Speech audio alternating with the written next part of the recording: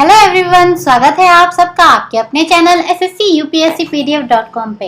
Guys, आज है हमारी क्लास 11 जिसमें हम डिस्कस करते आ रहे हैं चाइल्ड डेवलपमेंट एंड पेडागोजी से रिलेटेड हमारे कॉन्सेप्ट। लास्ट क्लास में बच्चों हमने डिस्कस किया था कि लर्निंग और जो लर्निंग ट्रांसफर है वो क्या होता है, और आज हम लर्निंग के ही चैप्टर को आगे बढ़ाते हुए अब हम लर्निंग की थ्योरीज को स्टार्ट कर रहे हैं, यानी कि लर्निंग के ऊपर किन किन साइकोलॉजिस्ट ने कौन कौन सी थ्योरी दी थी। क्योंकि जो लर्निंग की थ्योरीज है एग्जाम में वहां से क्वेश्चंस आपको जरूर देखने को मिलेंगे, तो ये हमारे लिए बहुत इंपॉर्टेंट टॉपिक है और आपको बहुत ध्यान से समझना है। तो जो पहली थ्योरी जिसके बारे में आज हम जानेंगे वो है बच्चों ट्रायल एंड एरर थ्योरी, जिसको दिया था बच्चों थॉर्नडाइक ने। अच्छा, जो नए बच्चे हमारे साथ जुड़े हैं मैं उनको बता दूं कि बच्चों हमारी ये क्लास 11 चल रही है। इससे पहले की जो भी क्लासेस है उसका लिंक आपको नीचे डिस्क्रिप्शन बॉक्स में मिल जाएगा। प्लस ये हमारा फ्री कोर्स चल रहा है, उससे रिलेटेड जो वीडियो है वो भी आपको नीचे डिस्क्रिप्शन बॉक्स में मिल जाएगी। आप वहां से सारी डिटेल्स प्राप्त कर सकते हैं कि हम अपने फ्री कोर्स में क्या क्या चीजें आपको प्रोवाइड कर रहे हैं।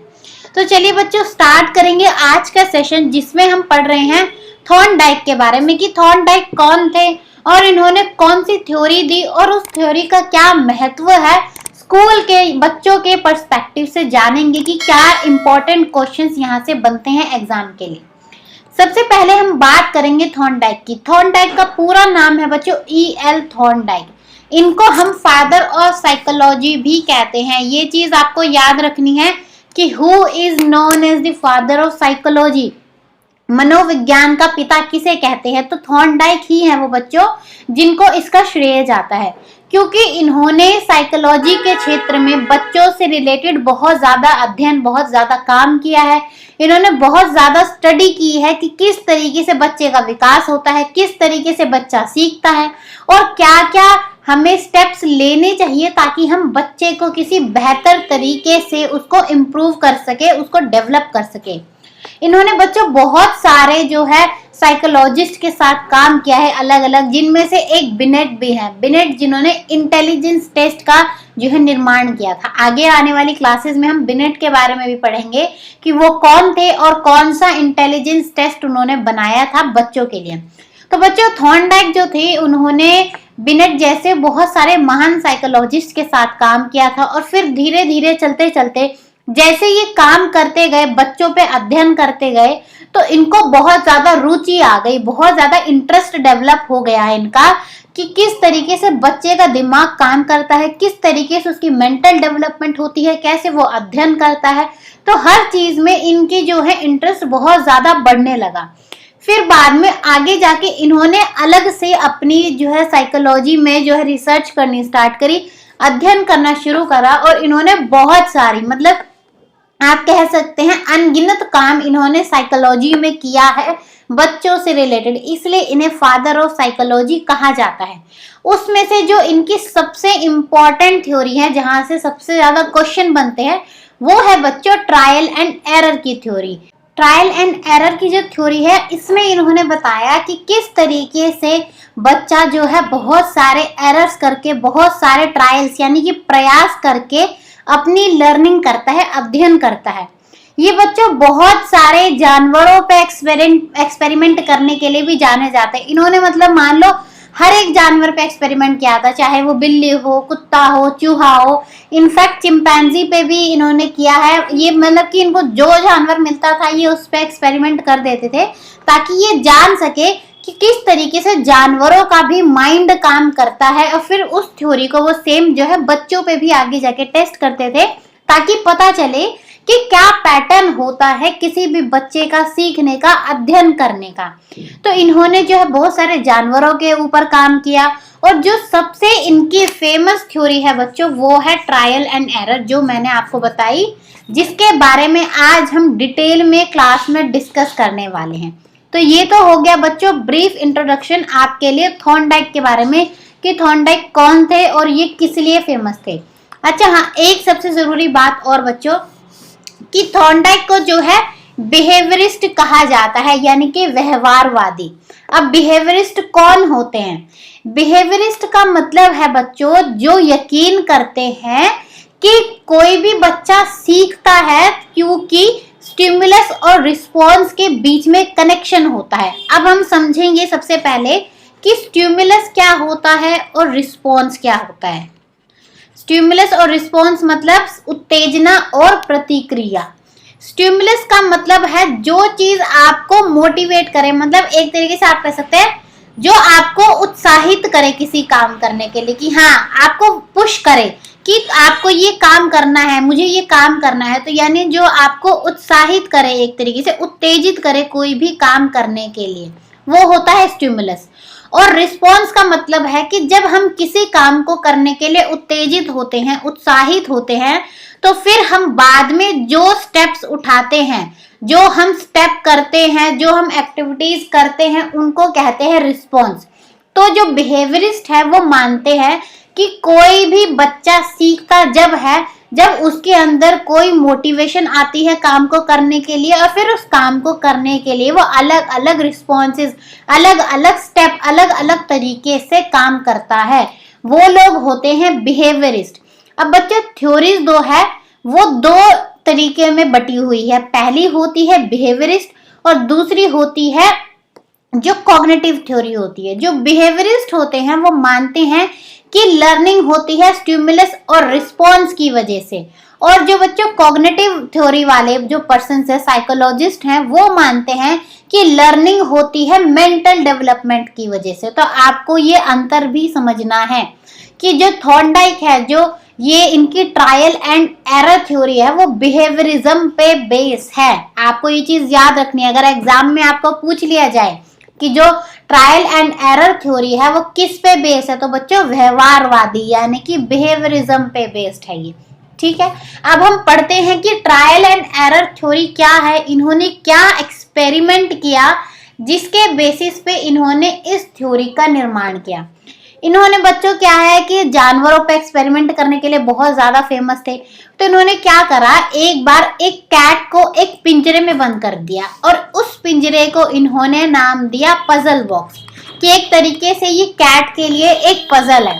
और इन्होंने बाहर जो है फूड रख दिया, फूड के रूप में इन्होंने फिश रख दी, और जो कैट थी वो भूखी थी। अब इन्होंने भूखी कैट को जो है पिंजरे में बंद कर दिया और सामने उसके खाना रख दिया। अब बेचारे कैट को भूख लगे, लेकिन पिंजरा तो बंद है, वो बाहर कैसे जाए।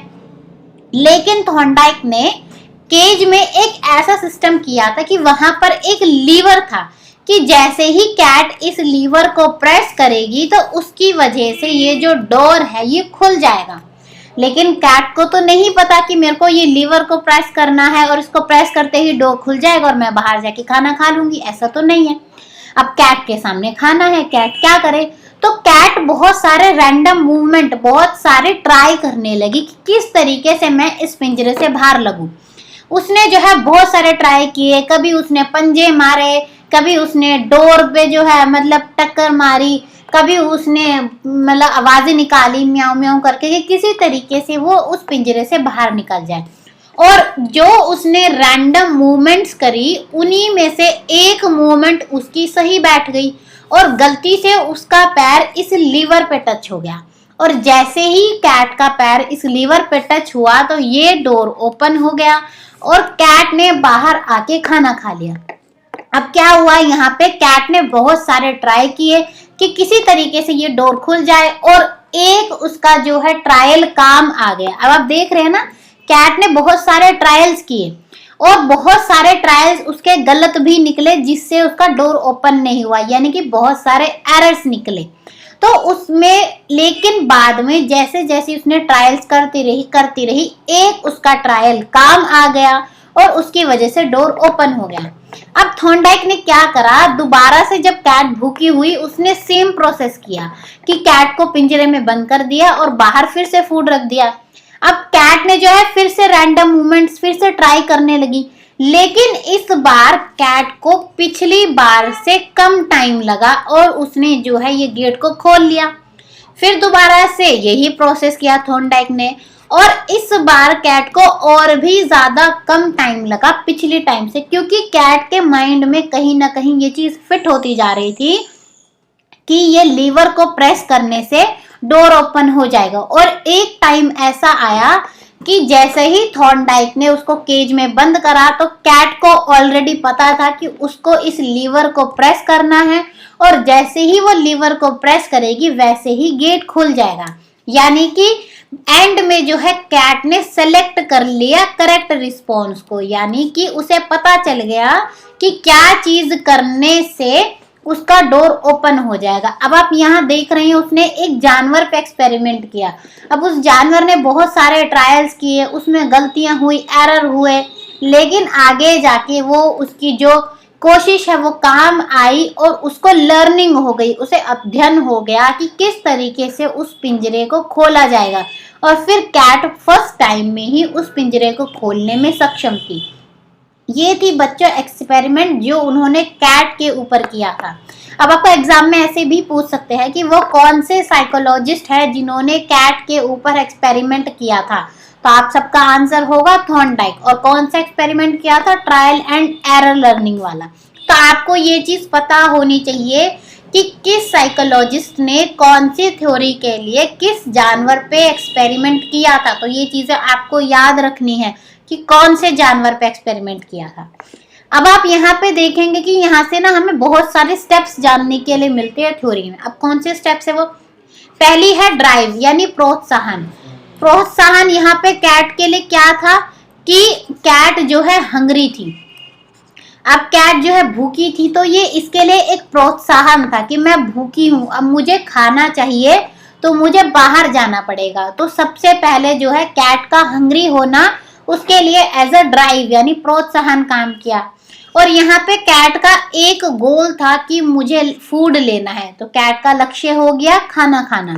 अब उस फूड को पाने के लिए कैट ने जो है रैंडम मूवमेंट्स यानी कि यादृच्छिक आंदोलन किए, बहुत सारे मूवमेंट्स किए, और उन मूवमेंट्स को करते करते उसे जो है फैसला कर लिया, उसने चयन कर लिया कि करेक्ट मूवमेंट क्या होगा। तो आपने देखा एक सीरीज चल रही है लर्निंग में।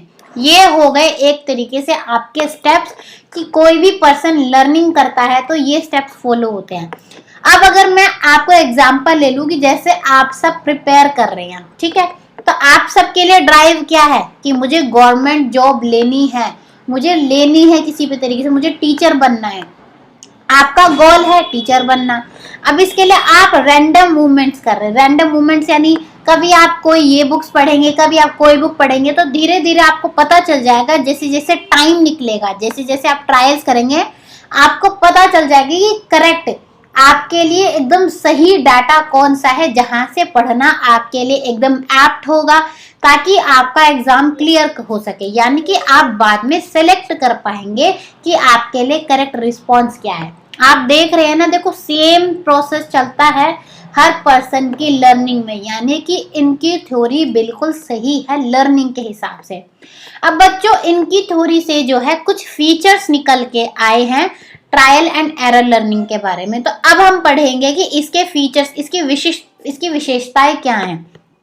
सबसे पहला है बच्चों कि लर्निंग में, सीखने में जो है परीक्षण और त्रुटि दोनों चीज शामिल होती है। यानी कि ट्रायल एंड एरर, कोई भी पर्सन सीखता है तो पहले ही उसको नहीं पता होता फर्स्ट अटेम्प्ट में ही कि उसे क्या करना है, और पहली बार में ही सक्सेसफुल बहुत कम लोग हो पाते हैं। हर कोई इंसान, हर कोई इंडिविजुअल पहले जो है ट्रायल करता है, बहुत सारे परीक्षण करता है, उसमें गलतियां भी होती हैं, लेकिन आगे जाके जो है वो कामयाब हो जाता है। तो यानी कि सीखने में ट्रायल एंड एरर का बहुत बड़ा रोल है। दूसरा, लर्निंग होती है बच्चों कनेक्शंस की वजह से, जब कनेक्शन बनता है। अब कनेक्शन कौन सा? आपको याद है मैंने स्टार्टिंग में ही बताया था, ये किसके बीच में कनेक्शन बांधते हैं? स्टिमुलस और रिस्पॉन्स के बीच में। अच्छा, स्टिमुलस और रिस्पॉन्स से मुझे याद आया बच्चों कि जो ट्रायल एंड एरर लर्निंग है उसको RSR थ्योरी भी बोलते हैं, और इसको कनेक्शनिज्म थ्योरी भी बोलते हैं। ये दोनों ट्रायल एंड एरर थ्योरी के ही नाम है। अगर आपको ये दोनों नाम भी मिलते हैं तो आपको कंफ्यूज नहीं होना है, ठीक है। अब इन्होंने क्या बोला कि लर्निंग होती है जब किसी के बीच में कनेक्शन बनता है। कनेक्शन किसके बीच में? कि आप क्या करना चाहते हैं और उस चीज को पाने के लिए आप क्या क्या स्टेप्स उठाते हैं, क्या क्या आप प्रोसेस करते हैं। तो दोनों चीज के बीच में कनेक्शन बनता है, तालमेल बनता है, उसी के बाद अध्ययन यानी कि लर्निंग होती है। तीसरा इन्होंने बोला बच्चों की जो मोटिव है वो बहुत नेसेसरी है लर्निंग के लिए। ये मैं आपको पॉइंट हर क्लास में बताती हूँ, हर किसी की थ्योरी से ये पॉइंट निकल के आता ही आता है कि अगर किसी को कोई भी चीज़ सीखनी है तो उसके लिए पहले मोटिवेशन होना बहुत ज़रूरी है। अगर आप जो है किसी चीज़ को सीखने के लिए उत्साहित ही नहीं है तो आपके लिए अध्ययन करना न के बराबर होगा। इसके बाद बच्चों लर्निंग जो है एक ग्रेजुअल प्रोसेस होता है। अब ग्रेजुअल यानी कि क्रमिक, यानी कि धीरे धीरे चलने वाली प्रक्रिया। अब कैसे? देखो किसी पर्सन ने ट्रायल किया, फिर परीक्षण किया, तो उसको जो है टाइम लग जाता है एक करेक्ट चीज को सेलेक्ट करने के लिए, एक करेक्ट रिस्पॉन्स को सेलेक्ट करने में। तो इसलिए लर्निंग जो है धीरे धीरे होती है। तो यहाँ से हमें पता चला कि लर्निंग जो है एक ग्रेजुअल प्रोसेस होता है। ये थे बच्चों आपके फीचर्स। अब हम बात करेंगे कि थॉर्नडाइक ने अपनी इसी थ्योरी के बेसिस पे कुछ लॉज ऑफ लर्निंग भी दिए हैं। सबसे ज्यादा क्वेश्चन जो बनते हैं वो लॉज से बन के आते हैं, ठीक है। तो आपको लॉज बहुत ध्यान से समझने हैं कि थॉर्नडाइक ने ऐसे कौन कौन से नियम दिए हैं जिनके ऊपर अध्ययन होता है। सबसे पहला नियम, जो सबसे पहला लॉ है बच्चों, वो है लॉ ऑफ रेडीनेस। मेरे को आपको ये ज्यादा एक्सप्लेन करने की जरूरत नहीं है, मैं लास्ट 2 क्लास में भी आई थिंक सो आपके इसके बारे में बता चुकी हूँ कि जब तक कोई लर्नर तैयार नहीं होगा, रेडी नहीं होगा, वो लर्निंग यानी अध्ययन नहीं कर सकता। अब रेडी होने की बात हम कैसे करें? उसको फिजिकली भी रेडी होना चाहिए, उस पर्सन को मेंटली भी रेडी होना चाहिए, उस पर्सन को इमोशनली भी रेडी होना चाहिए, यानी कि हर तरीके से वो रेडी होना चाहिए। ना तो उसको कोई चोट लगी हो, ना तो उसकी तबीयत खराब हो, ना ही वो दिमागी रूप से थोड़ा परेशान हो, ना ही वो इमोशनली अपने आप को थोड़ा सा कमज़ोर महसूस कर रहा हो। हर तरीके से इंसान जो है रेडी होना चाहिए, तभी वो है पर्सन लर्निंग कर पाएगा। तो यानी कि पहला नियम हमारा हो गया तत्परता का नियम। दूसरा जो हमारा नियम है बच्चों वो है अभ्यास का नियम, यानी कि लॉ ऑफ एक्सरसाइज। अब लॉ ऑफ एक्सरसाइज के अंदर ध्यान देना 2 चीजें आती हैं, 2 चीजें आती हैं इसके अंदर। पहली आती है बच्चों लॉ ऑफ यूज और दूसरी आती है लॉ ऑफ डिसयूज। अब लॉ ऑफ यूज का मतलब है जब आप प्रैक्टिस यानी कि आप बहुत टाइम तक रेगुलर रिपीटेड प्रैक्टिस करें तो वो आती है लॉ ऑफ एक्सरसाइज के अंदर। अब थॉर्नडाइक ने बोला कि जब कोई बच्चा किसी भी चीज का लगातार अभ्यास करता है तो उसका अध्ययन और ज्यादा मजबूत होता है। अगर आपने कोई चीज सीखी है लेकिन अगर आप उसकी प्रैक्टिस ना करें, आप उसका रिवीजन ना करें, तो कहीं ना कहीं आप उस चीज को भूल जाएंगे। और अगर हम किसी चीज को प्रैक्टिस नहीं करते हैं तो उसी को बोला जाता है लॉ ऑफ डिसयूज। अगर प्रैक्टिस कर रहे हैं, अभ्यास कर रहे हैं, तो वो कहलाएगा लॉ ऑफ यूज, और अगर प्रैक्टिस करनी छोड़ दे किसी चीज की तो वो कहलाएगा लॉ ऑफ डिसयूज। तो लॉ ऑफ एक्सरसाइज में बच्चों यही चीज बताई है कि कोई भी किसी चीज का जितना ज्यादा प्रैक्टिस करेगा उसको इतनी ज्यादा वो मजबूत लर्निंग उसकी होती जाएगी। अब तीसरा जो इन्होंने बोला है नियम वो है प्रभाव का नियम, यानी कि लॉ ऑफ इफेक्ट। अब लॉ ऑफ इफेक्ट में इन्होंने बोला कि अगर कोई बच्चा अध्ययन यानी कि लर्निंग कर रहा है तो उसको उस लर्निंग के बाद जो है सेटिस्फेक्शन मिलनी चाहिए, यानी कि उसको सकारात्मक परिणाम मिलना चाहिए।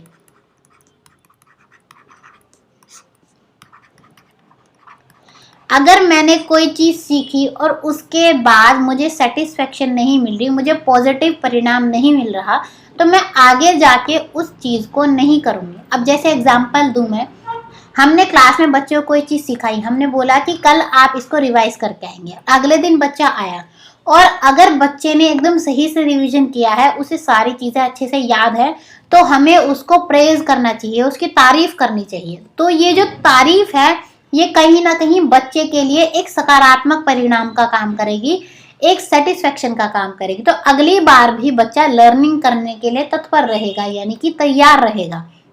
तो थॉर्नडाइक के मुताबिक अगर बच्चे की लर्निंग का परिणाम जो रिजल्ट है वो सेटिस्फेक्शन में होता है तो बच्चा लर्निंग को और अच्छे से करता है, और अगर उस लर्निंग का नेगेटिव इम्पैक्ट आता है, नकारात्मक परिणाम आता है, तो बच्चा उस लर्निंग को छोड़ देता है। तो ये थे बच्चों आपके 3 नियम जो मेन है।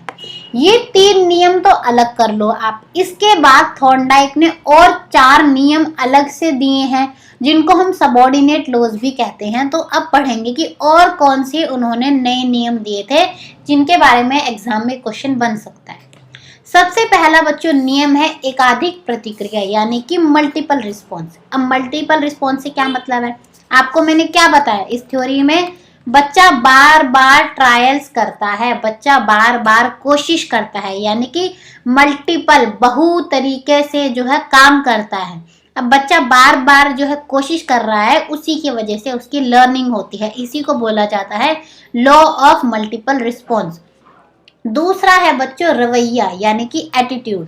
अगर किसी भी बच्चे को कोई चीज सीखनी है, अध्ययन करना है, तो उसका उस चीज को लेके पॉजिटिव यानी कि सकारात्मक एटीट्यूड होना चाहिए।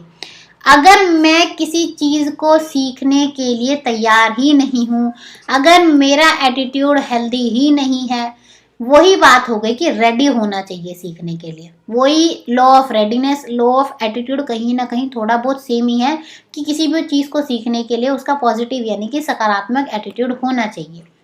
तीसरा पॉइंट है बच्चों आपका सहयोगी शिफ्टिंग, यानी कि एसोसिएटिव शिफ्टिंग। इसका मतलब है कि बच्चा जो है एक जगह जो चीज सीखता है उसको दूसरी जगह भी यूज कर लेता है।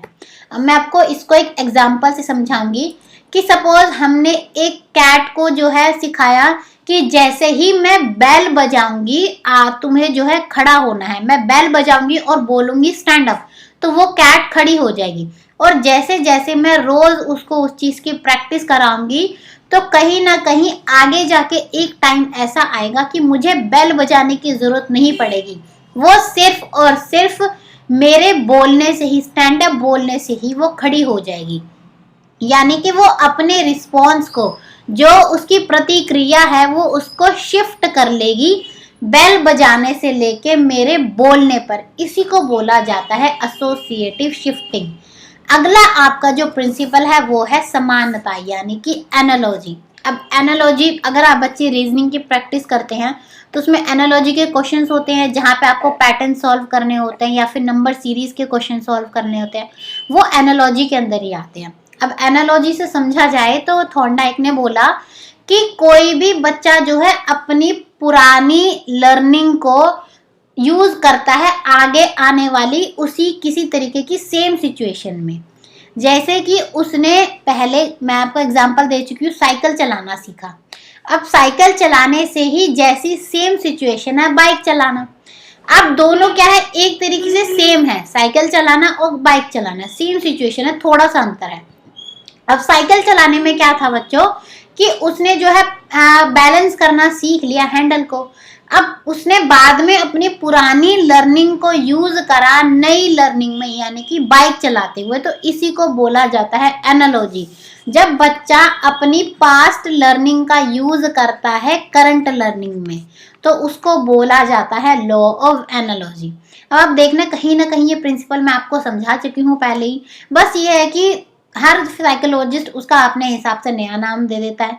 बाकी सबके जो है कहीं ना कहीं स्रोत, कहीं ना कहीं रिजल्ट उनका यही सब निकल के आता है, निचोड़ ज्यादातर। ये थे हमारे प्रिंसिपल्स जो थॉर्नडाइक ने दिए। अब हमने थॉर्नडाइक के एक्सपेरिमेंट के बारे में भी पढ़ लिया, हमने थॉर्नडाइक ने क्या लॉज दिए उनके बारे में भी पढ़ लिया। अब जो सबसे जरूरी चीज आती है वो है कि किस तरीके से इन लॉज से हमने सीखा कि हमें अपने एजुकेशन में, हमें अपने क्लासरूम में क्या क्या चीज़ें यूज़ करनी चाहिए ताकि बच्चों की लर्निंग और बेहतर हो सके। तो अब सीखेंगे कि शैक्षिक निहितार्थ यानी कि एजुकेशनल इम्प्लीकेशंस क्या हैं थॉर्नडाइक की थ्योरी के। सबसे पहला बच्चों पॉइंट है कि टीचर को सबसे पहले ट्राई करना चाहिए कि बच्चे को वो प्रिपेयर करे, यानी कि रेडी करने। अगर जो बच्चा सीखना चाहता है वो बच्चा तैयार ही नहीं है सीखने के लिए, तो क्या वो बच्चा सीख पाएगा? नहीं। तो सबसे पहले टीचर को कोशिश करनी चाहिए कि वे बच्चों को सीखने के लिए तैयार करें, एक ऐसा माहौल बनाए कि सारे बच्चे जो है तैयार हो जाए लर्निंग के लिए। दूसरा पॉइंट यहाँ पे हमें सीखने को मिला कि हमें बच्चों के इंटरेस्ट यानी कि जो बच्चों का हित वाला क्षेत्र होता है उसके बारे में हमें नॉलेज रखनी चाहिए, यानी कि हमें वो एक्टिविटीज प्लान करनी चाहिए जहाँ पे बच्चों का इंटरेस्ट हो, क्योंकि जहाँ पर बच्चों का इंटरेस्ट होगा वहाँ पर बच्चा बेहतर तरीके से लर्निंग कर पाएगा। तीसरा है कि हमें वो एक्टिविटीज प्लान करनी चाहिए जहाँ पे हम बार बार अगर बच्चे की प्रैक्टिस कराएं तो बच्चे की लर्निंग और ज़्यादा मजबूत हो जाए, यानी कि दोहराव करने से उसका अध्ययन और ज़्यादा मजबूत हो जाए। अगला यहाँ हमने सीखा इस थ्योरी से कि हमें बच्चों की जो पहले की जो पिछली शिक्षा है उसको वर्तमान में हमें इंक्लूड करना चाहिए, यानी कि वर्तमान और जो हमारी करंट और जो पास्ट नॉलेज है उनको हमें दोनों को रिलेट करके बच्चों को पढ़ाना चाहिए ताकि बच्चा और इजीली सीख सके। इसके बाद आपका नेक्स्ट पॉइंट है कि अगर कोई भी बच्चा लर्निंग करता है, कोई भी बच्चा कामयाब होता है किसी चीज़ को सीखने में, तो हमें उसे प्रेज करना चाहिए, यानी कि उसकी प्रशंसा करनी चाहिए। अगर हम उसकी प्रशंसा करेंगे तो कहीं ना कहीं उसको उससे सेटिस्फैक्शन मिलेगी, एक पॉजिटिव यानी कि सकारात्मक प्रभाव उसके ऊपर पड़ेगा। और जब उसके ऊपर सकारात्मक प्रभाव पड़ेगा तो वो लर्निंग करने के लिए और ज़्यादा, अध्ययन करने के लिए और ज़्यादा तैयार रहेगा, तत्पर रहेगा सीखने के लिए। ये थी बच्चों आज की हमारी थ्योरी। अब चलो कुछ क्वेश्चंस डिस्कस कर लेते हैं, मतलब डिस्कस क्या, एक तरीके से मैं आपसे क्वेश्चंस पूछूंगी, क्विज टाइप हो जाएगा, ठीक है। और मुझे आप सबके आंसर कमेंट बॉक्स में चाहिए, ठीक है। तो चलो मैं आपसे क्वेश्चंस पूछनी हूँ, तैयार रहना। और जिस भी टाइम क्लास देखते हो उसी टाइम आंसर कर दिया करो, कोई ज़रूरी नहीं है कि मैंने जो है 11 बजे क्लास रखी है तो 11 बजे ही देख के आंसर करोगे। 8 बजे देखो, 7 बजे देखो, कभी भी देखो, लेकिन आंसर कर दिया करो, ठीक है। तो चलो आगे बढ़ते हैं, क्वेश्चन पूछती हूँ। पहला क्वेश्चन है आपके लिए एक कि वो कौन से साइकोलॉजिस्ट है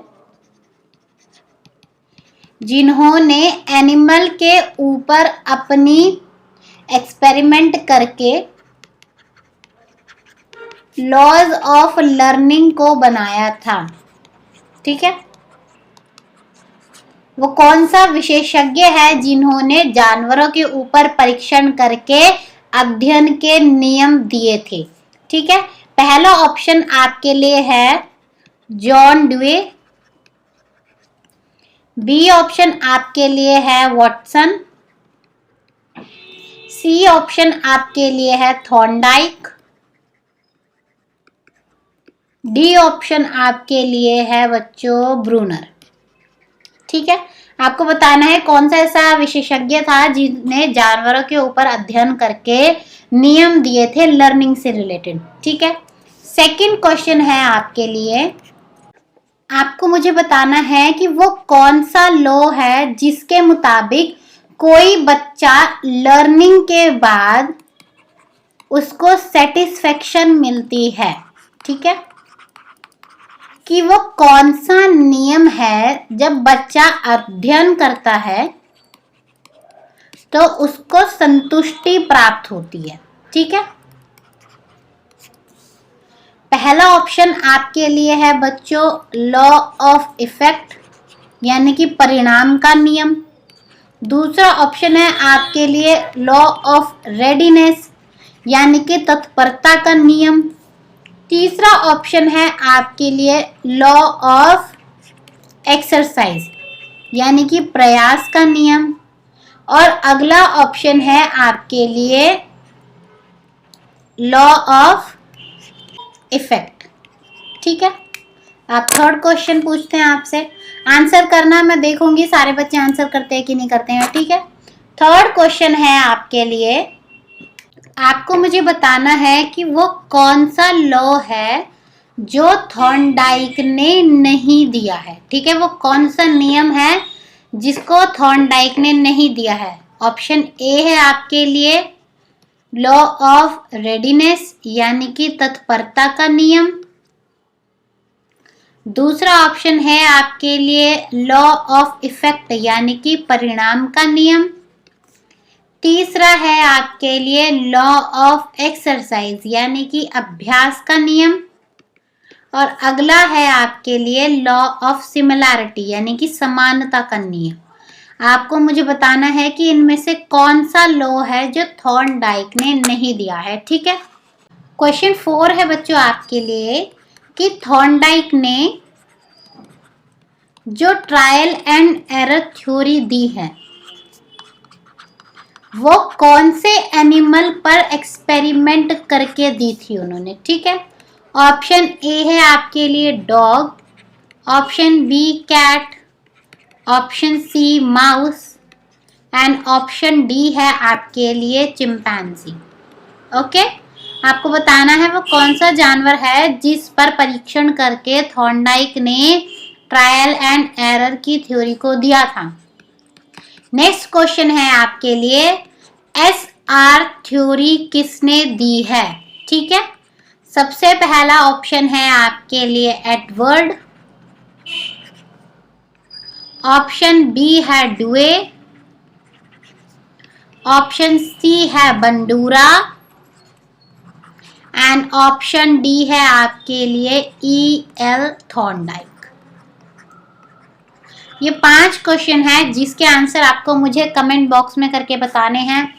आपको सिर्फ लिखना है क्वेश्चन नंबर 1 और आपको option, question number 2 and option, question number 3 and option, ठीक है। अगर बच्चों आपको आज का हमारा सेशन पसंद आया हो तो वीडियो को ज़रूर लाइक करना, ठीक है। ज़्यादा से ज़्यादा शेयर करना ताकि ये कंटेंट और बच्चों तक पहुँचे, और ज़रूर कमेंट करके बताना कि आपको क्लास कैसी लगी ताकि हमें पता चले कि हम जो आपको पढ़ा रहे हैं वो चीज़ें आपको समझ आ रही हैं या नहीं आ रही है, ठीक है बच्चों। तो अब मिलेंगे नेक्स्ट सेशन में, तब तक के लिए thank you and good bye.